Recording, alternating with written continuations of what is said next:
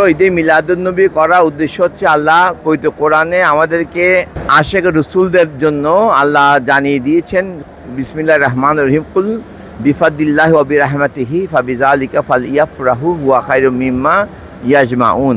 আল্লাহর কুল বিফাদ খোদার ফজল এবং রহমত প্রাপ্তিতে আমরা যেন শুকরগুজারি করি। আল্লাহ রহমাতুল লিল আলামিন হিসাবে শান্তির বার্তা নিয়ে আমাদের প্রত্যেকের মুশকিলাত, মুসিবত, বিমারি, গরিবি, অভাব, দুঃখ, দুর্দশা, ঋণ, যাবতীয় মুসিবত রয়েছে সব কিছু জিম্মাদারি করে রসুলকে পাঠিয়েছেন। লাকাদ জাআকুম রাসূলুম মিন আনফুসিকুম আজিজুন আলাইহি মা আনিতুম হারিসুন আলাইকুম বিল মুমিনিনা রাউফুর রহিম। রসুল মুমিনের জন্য রাউফুর রহিম।